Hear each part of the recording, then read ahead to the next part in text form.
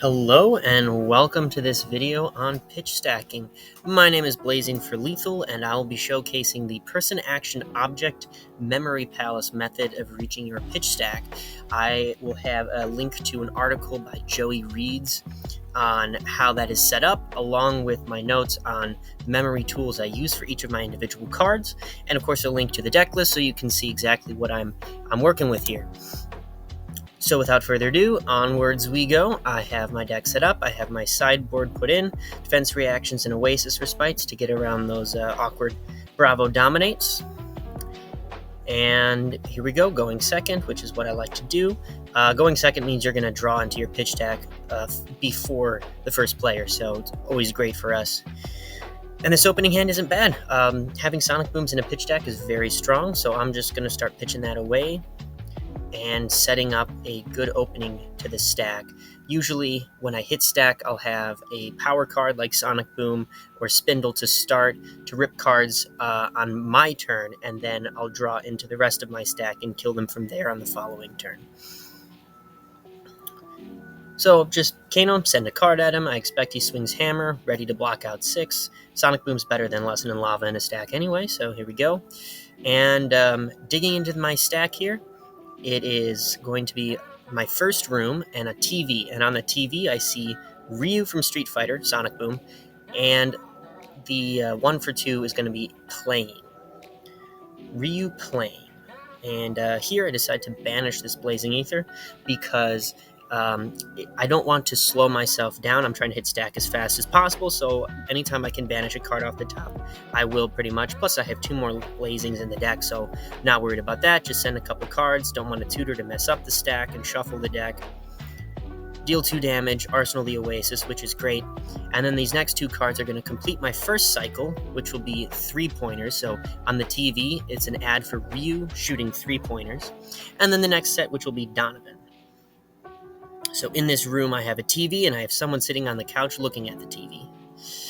Now, swinging Anathos, just block out. I want to draw as many cards as I can, and at this point, I have my power card and 2 blues. I'd rather draw into a combo piece for my next stack.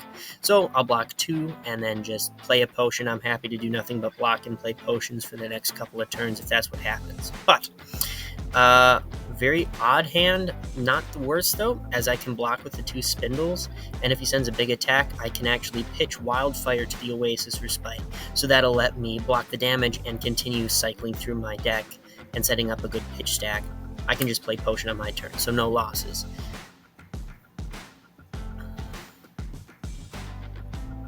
And he swings with Hammer, and I decide not to use Oasis here because it's only 3 damage. And I don't want to waste my Oasis Respites because they're really for crippling crushes and the like, or surprise pummels, where I'm actually going to be adversely affected by it. So I just let it pass. 3 damage isn't much. Play my potion, pitch Crucible, pitch 2 Crucible, and now my stack is going to be Donovan shaking as Wildfire is the second part of that cycle. And I see that steadfast, so now I know for real I need a big stack.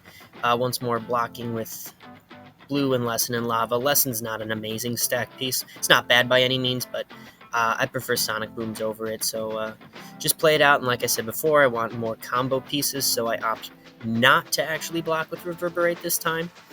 And it works out well because I draw into 2 tomes. So now I have blues and I have tomes. And here, great use of Oasis Respite. I can block with the blue, and then I can pitch tome to Oasis Respite, take no damage at all, and then further my stack. So I'll have a Wildfire and then a Tome right behind it. And using the memory tools I have, with Tome being the 3rd part of my cycle, it's going to be taxes. So I'm going to Donovan shaking his taxes. I guess, he doesn't like the numbers he's seeing. So in my first room of the Mind Palace, I see on the TV an ad of Ryu shooting a 3-pointer, and sitting on the couch across from the TV is this guy Donovan, and he's shaking his taxes. He doesn't like it. Moving on then, on my turn, I decide to pitch the Eye because Eye's right behind a Tome in a stack. is incredible. If it's an awkward stack, like 2 bad reds or blues, I can opt them away when I hit stack, or in this case, I'm going to have multiple tomes in a row. I have a tome on the bottom right now, so I bottom a second tome to go beneath it, and then I'm going to have the 0 for 1 and the eye. So it's going to be Shaking Taxes, and then it's going to be Deckard cutting an eye. Deckard cutting an eye, and that is the 3rd grouping in my first room, and so we're going to move on to the 2nd room in my house, in my Mind Palace, which is a dining room. So I'm going to have someone sitting at the head of the table, and that'll be the first section of my 2nd room, my 2nd part of the stack. So Give and Take is an odd card here. I'm not sure if I really want to block at all. I was going to block with the Wildfire, then remembered he had Steadfast, which means that I'm probably going to need a triple Wildfire to ensure a kill, so I make sure I don't block with that one.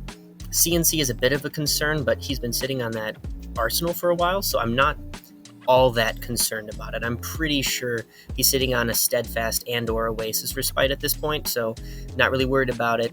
He swings his hammer, and I just take it now because I'm going to use Tunic and Tome of Spindle to just gain 5 life back, effectively taking 1 damage. Not bad at all. Giving it a think, making sure I have my stack right, and pop the Tunic, out goes the Tome, and I draw a really nice combo card. Gaze the Ages is excellent after tomes because, again, like I have Ophidia, it lets me have a buffer, a 2-card buffer. So even if the next 2 cards I draw are terrible, if I have Gaze the Ages in my stack, when I hit the stack, I'll draw 2 cards off of tome, banish a Gaze the Ages, and then I can opt those 2 cards to the bottom and then continue on to the good cards in my stack, which you'll see here in a second. A lot of cards are moving into the stack at once, so you have to make sure you can lock everything in. We shall see as we go on. My opponent's giving this a long think for some reason. It's just 0 for 1. But then I Kano again, and I get lucky, hit another Gaze off the top. Same thing as before, lets me do some opting. I put the blue on the bottom, so I have Deckard cutting eyes. And then this is the first one in Scolding is Dumbledore. Deckard cutting eyes, now I have Dumbledore. And then I'm going to put Chain Lightning on top and just send it 4 damage, because I can Kano with my Gaze. And then pitch the Wildfire and the Blazing here to Crucible, send the Chain Lightning, so now I still have them in the stack. So I'm going to have, it was Deckard cutting eyes, now I have Dumbledore. Dumbledore sitting at the head of the table. I do it in a slightly different ordering because of the way it was stacked. It's actually going to be Elspeth, Impaling, T, and then Iroh riding a tambourine. And at this point, my stack is very strong, and here we're sitting at the 12 to 15 card mark. I'm fine with just blocking, and any card I pitch after this point, I'll just add a number to it so that I know how close I am to hitting my pitch stack. Because as long as you remember the people, they're all sets of 3, so I have currently 5 people in my stack, 15 cards, and I can count my graveyard count cards in deck, pitch, potions, hand, arsenal, etc., and I know how close I am to my stack. And now I draw into a really awkward hand. Oasis is going to be the play because I don't want to lose it, but I have to pitch a defense reaction into my stack, so I really hope that I'm ready to kill him at that point in my stack. I still have a Wildfire and some Blazings left in the deck, so I'm feeling okay about that. And my turn, I just Arsenal and pass. And counting the counting there, I had a blue Spindle and then a Sink below, so there's 2 past my initial stack.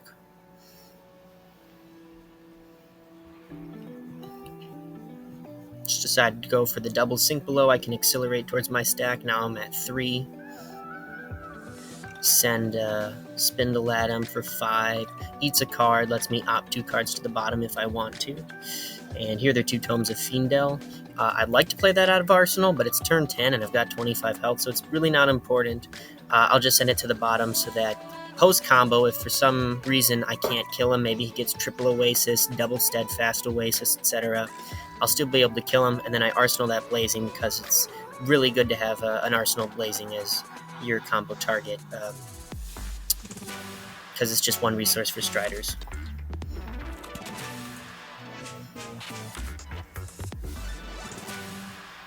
Similar logic there. I decide not to get rid of that because I know for certain he's got a steadfast, maybe 2 lined up, so want to be careful. Extra wildfires never hurt anybody, any Kano player anyway.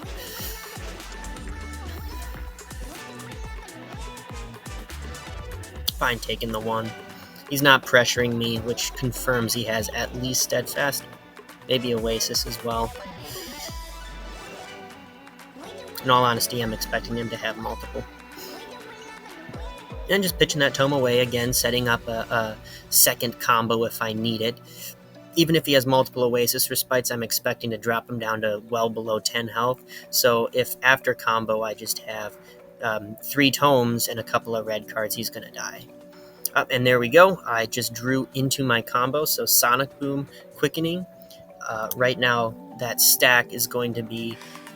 it was Ryu playing 3-pointers on the TV, Donovan shaking his taxes on the couch across. Next to Donovan, there's Deckard cutting up an eye, don't ask me why.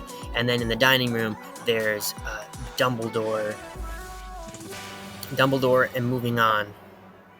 So I have my blues set up. I've got multiple wildfires. Got the 3rd wildfire coming up after the Sonic Boom set.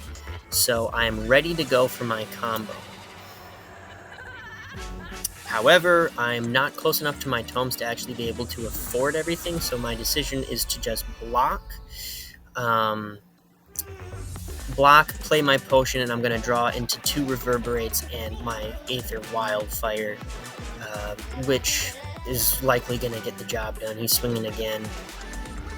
Block 2 here, because right after that Wildfire it is going to be a Tome, and then Eyes. So I'm more than happy with this setup. And here we go, drawing 2 reverberates and the wildfire, so my stack's going to be Tome, 4 blues. All in all, pretty solid stack, I would say.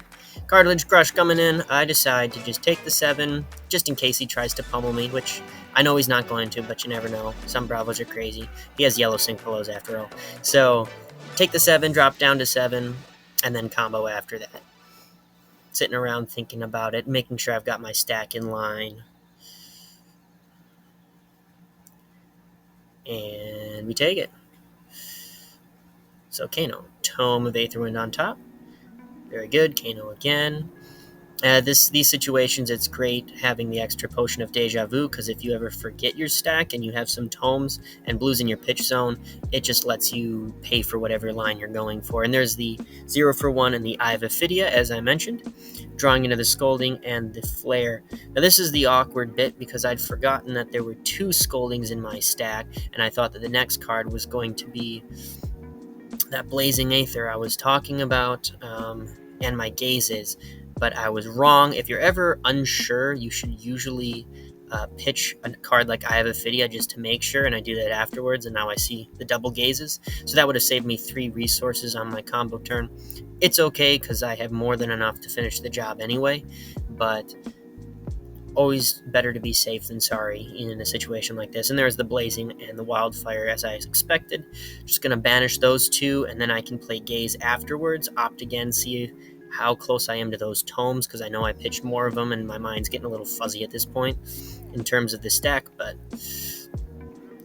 there's that Spindle in the sink below, so I know that Tomes are a few cards deeper and I don't really need to get there, so just gonna go for the flat kill here. And as always, whenever you're shooting a stack Wildfire, you start with an unbuffed Wildfire, force them to respond with their Oasis or Steadfast, and then afterwards, you do the fully buffed Crucible Wildfire. Yep, there you go. The steadfast that we knew was sitting there for forever. So now I just pop a potion, Kano pitching a wildfire. I can use my potion of Deja Vu to put all the blues on top and a wildfire. Guarantee my rags draw. And then I can rags the blue, respond to the steadfast with another wildfire. And here you can see my mistake of not Kanoing with an I. First, I'd have 3 more resources, which means I could do a much more powerful attack.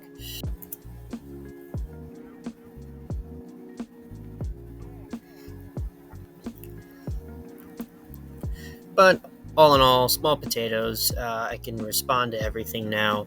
I still get a double wildfire with only 1 AB on the whole thing. So it comes in, and this first one here is only going to deal 3 damage. But from here on out, it goes 3. The next one comes in for 7. The one after that for 15. And even with steadfast, 15 minus the 6, still 9. And the first blazing comes in for a good old 38 damage. And the second one would have come in for 76. So blazing for lethal and then some, but there you go. That's why pitch stacking is the way and the truth.